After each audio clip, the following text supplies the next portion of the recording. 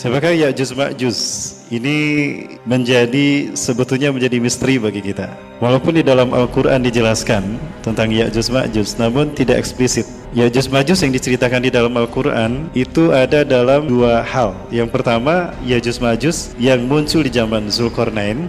Yang kedua, Ya'juj Ma'juj yang disebutkan Allah di dalam surat Al-Anbiya itu menyebar ke semua pelosok bumi dan bercampur baur dengan ras manusia yang ada. Artinya, dalam pembahasan ini Al-Quran menyajikan Ya'juj Ma'juj ini manusia biasa seperti kita.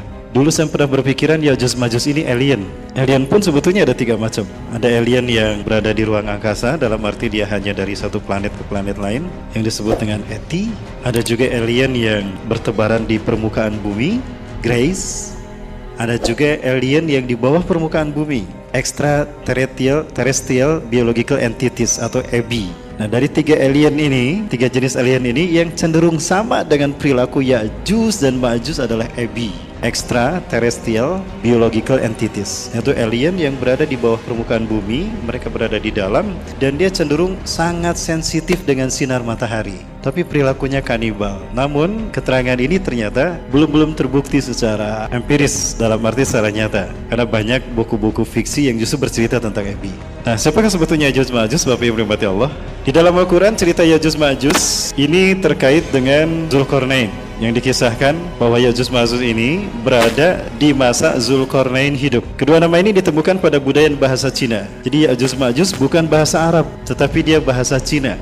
Ini ditemukan dari budaya bangsa Cina, terutama yang berada di kawasan Zhengzhou, khususnya Henan. Henan itu artinya sungai selatan, di mana terdapatnya dinding raksasa atau tembok Cina yang disinyalir oleh salah satu ulama ternama dari Saudi Arabia, Syekh Profesor Dr. Hamdi bin Hamzah Abu Ziyad, menyatakan bahwa itu berada di Cina, dan tembok Cina itu merupakan tembok yang dibangun oleh Zulkarnain. Asumsinya adalah karena tembok ini berada di wilayah yang disebutkan terdapatnya Ya'juj Ma'juj yang dikurung oleh Zulkarnain. Konstruksi dari dinding atau tembok Cina ini sama dengan konstruksi piramida di zaman Nabi Musa AS.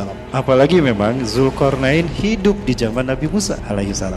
Siapakah Ya'juj Ma'juj ini dan apakah arti Ya'juj Ma'juj? Kedua nama ini ditemukan pada budaya dan bahasa Cina. Ya artinya Asia, Jou benua atau bangsa. Jadi Jou itu diambil ke dalam bahasa Arab. Bahasa Arab tidak pernah menempatkan satu nama di mana ada huruf waw sukun di akhirnya, maka selalu ditambah dengan huruf mati, maksudnya huruf yang bisa berharokat tapi disukunkan. Maka ditambahlah dengan huruf jim.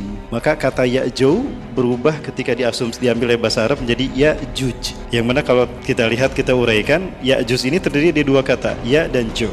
Ya artinya Asia, Jo bangsa. Jadi Ya'juj adalah bangsa Asia. Kemudian yang kedua, ada kata Ma'juj. Ini juga sama terdiri dari dua kata, sehingga Ma'juj ini merupakan satu frase. Jadi Ma' adalah pasukan berkuda, Jou bangsa. Diambil ke dalam bahasa Arab menjadi Ma'juj, artinya bangsa yang berkuda. Nah, kalau digabungkan kata Ya'juj dan Ma'juj, kita menemukan arti bahwa mereka adalah bangsa yang berkuda yang berasal dari Asia. Itu definisi Ya'juj dan Ma'juj. Ya, definisi ini Bapak Ibu bisa temukan di dalam buku Ya'juj Ma'juj akan muncul dari Asia, karya Syekh Profesor Dr.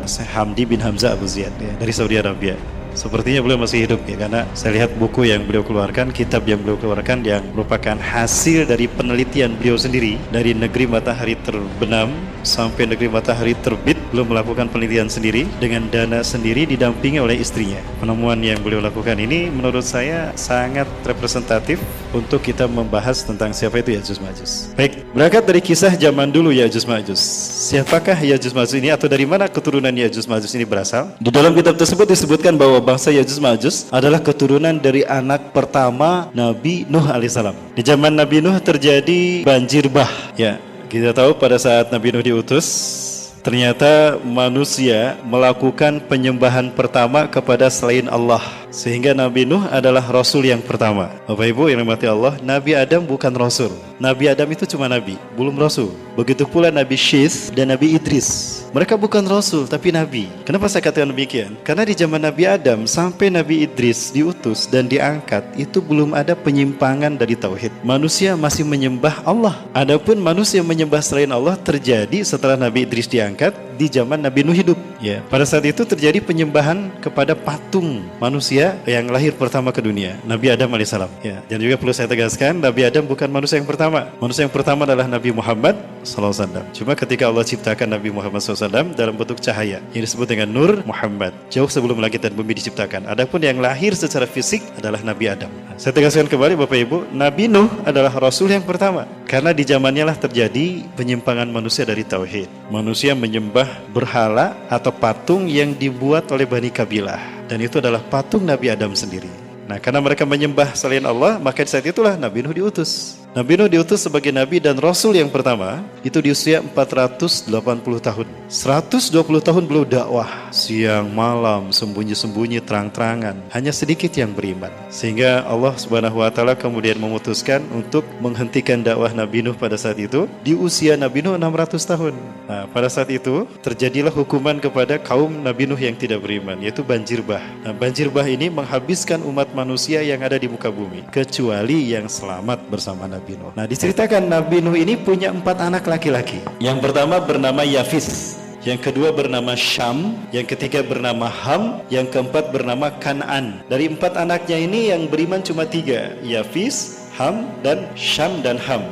Kan'an tidak beriman, maka dia termasuk yang ditenggelamkan Allah dalam banjir bah tadi. Sehingga keturunan Nabi Nuh didapatkan dari 3 anaknya laki-laki ini, Yafis, Syam, dan Ham. Setelah banjir reda, Nabi Nuh AS dan kaumnya terdampar di Turki Utara. Nah, Bapak Ibu kalau kita lihat, terdampar di Turki Utara, Nabi Nuh terdampar di sekitar sini. Nah, maka setelah terdampar, semua umatnya turun, maka di saat itulah terjadi peradaban hidup yang baru. Itu di saat itu Nabi Nuh usianya 600 tahun. Istri yang pertama termasuk yang tidak beriman, termasuk yang ditenggelamkan Allah, sehingga Nabi Nuh kemudian menikah lagi. Tidak saya baca kisah Nabi Nuh berikutnya setelah menikah lagi. Namun yang diceritakan kemudian, Yafis, putra tertua dari Nabi Nuh, mengembara ke atas sehingga melahirkan Eropa dan melahirkan Turki, Gos, Kemak, dan Al-Khazar.